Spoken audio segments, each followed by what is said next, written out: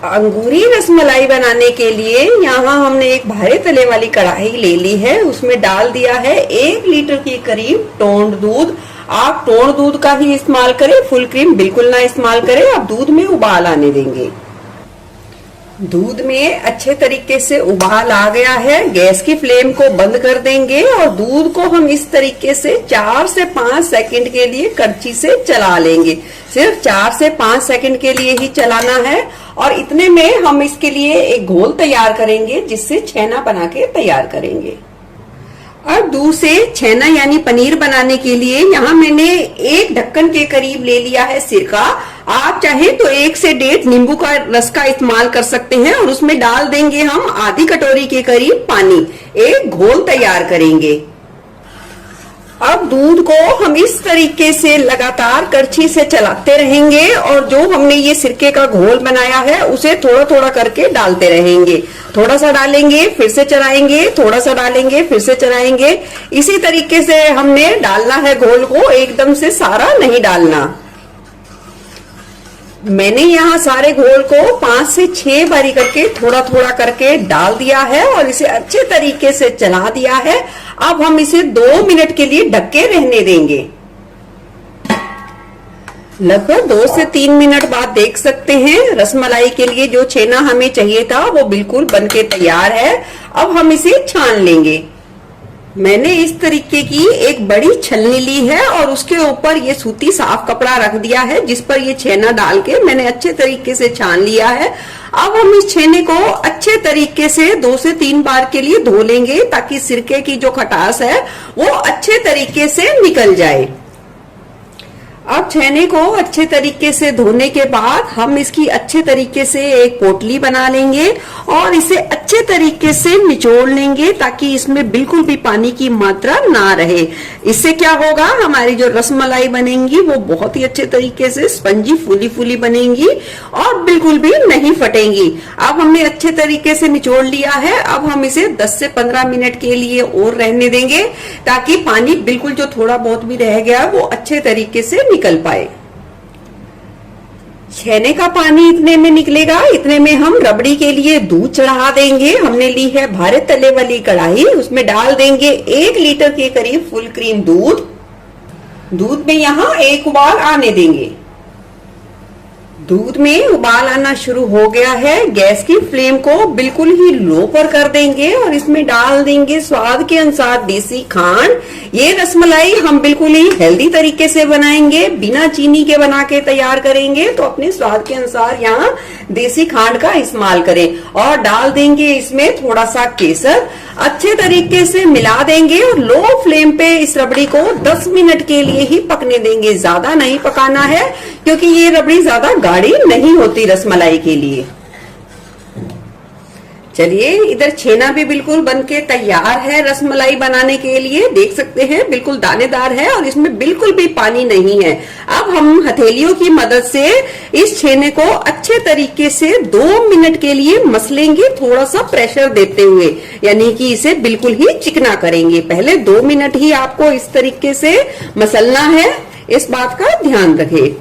अच्छे तरीके से लगभग 2 मिनट के करीब मैंने इस तरीके से इसे मसल लिया है। अब हम इसमें डाल देंगे 1 छोटी चम्मच के करीब कॉर्नफ्लावर।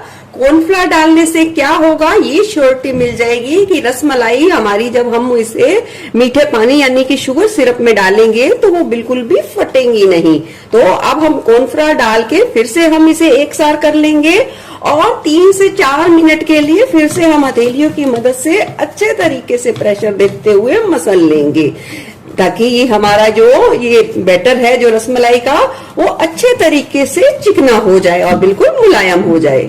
अब अच्छे तरीके से मसलने के बाद हम इकट्ठा कर देंगे और इसकी बनाएंगे छोटी छोटी सी रसमलाइयां।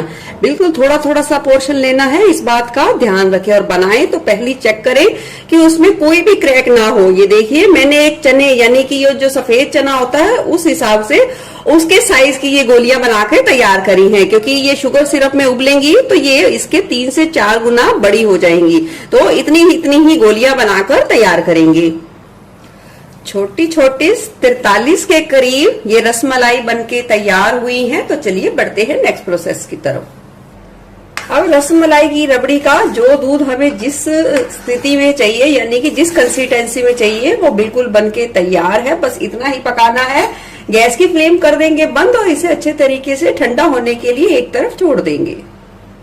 अब हमने फिर से ली है भारे तले वाली कढ़ाई। डाल देंगे हम उसमें 1 मीडियम कटोरी के करीब देसी खांड।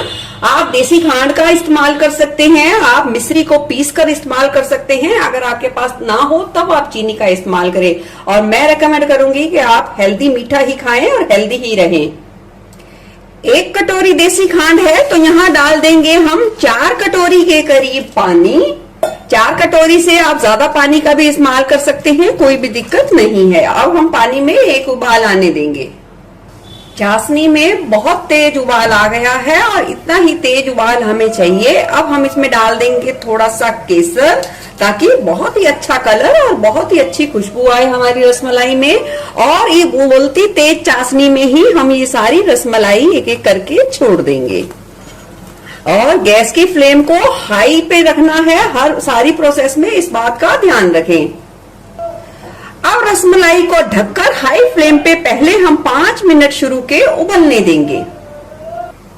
लगभग पूरे 5 मिनट बाद देख सकते हैं रसमलाई कितनी बढ़िया फूलना शुरू हो गई है। अब कड़छी की इस उल्टी सतह से हम इस तरीके से रसमलाई को थोड़ा थोड़ा सा चला देंगे और फिर से इसे ढककर हम 4 से 5 मिनट के लिए हाई फ्लेम पे पकने देंगे। अगर लगे कि पानी थोड़ा कम है तो आपको उबलता उबलता पानी ही यूज करना है और रसमलाई में डालना है। 5 मिनट बाद देख सकते हैं रसमलाई का टेक्सचर। टोटल 10 मिनट का समय हो गया है और कितनी मस्त बिल्कुल फूली फूली बनी है। तो चलिए अब आगे नेक्स्ट प्रोसेस की तरफ बढ़ते हैं। अब हम गरम गरम रसमलाई को इस ठंडे बर्फ वाले पानी में डालेंगे, यानी कि इसे एक करंट देंगे ताकि जो रसमलाई की शेप है वो बिल्कुल ऐसे ही बरकरार रहे। तुरंत ही गरम गरम हम डाल देंगे इसमें। अब इस ठंडे पानी में हम 2 से 3 मिनट के लिए रसमलाई को रहने देंगे। अब ये देखिए, एक रसमलाई को मैं इस तरीके से थोड़ा सा निचोड़ूंगी और फिर से इसे पानी में डालूंगी और ये देख सकते हैं बिल्कुल वही शेप ले लेगी, यानी कि बिल्कुल ही गोल स्ट्रक्चर में आ जाएगी। ये देख सकते हैं। और देखिए इसे मैं खोल के भी दिखाऊंगी। ये देख सकते हैं कितनी बढ़िया जाली बनके तैयार हुई है रसमलाई की। 2 से 3 मिनट देखिए हमने इस ठंडे पानी में रख दिया है। बिल्कुल गोल गोल, बिल्कुल गोलेदार रसमलाई बनके तैयार है। अब हम इसे डालेंगे रबड़ी में। डाल देंगे ये तैयार की हुई ठंडी रबड़ी में सारी रसमलाई। रसमलाई डालने के बाद अब हम इसमें डाल देंगे 1 मुट्ठी के करीब कटे हुए मिक्स ड्राई फ्रूट्स और सभी चीजों को अच्छे तरीके से हल्के हाथ से मिला देंगे। मैंने यहाँ रबड़ी यानी कि ये दूध का इस्तेमाल ज्यादा किया है क्योंकि इसे 1 से 2 दिन के लिए रख सकते हैं। तो ये जो रसमलाई है वो दूध बहुत ही अच्छे तरीके से सारा सोख लेती है, फिर वो टेस्ट नहीं आता। तो इसलिए मैंने यहाँ दूध का इस्तेमाल रबड़ी बनाने के लिए ज्यादा किया है। अब हम इसे 4 से 6 घंटे के लिए फ्रिज में रख देंगे ताकि सारे फ्लेवर बहुत ही अच्छे तरीके से उभर कर आए। 3 से 4 घंटे के बाद देख सकते हैं रसमलाई का कलर। जितना समय के लिए रखेंगे उतना ही ये बहुत ज्यादा बढ़िया बनके तैयार होंगी।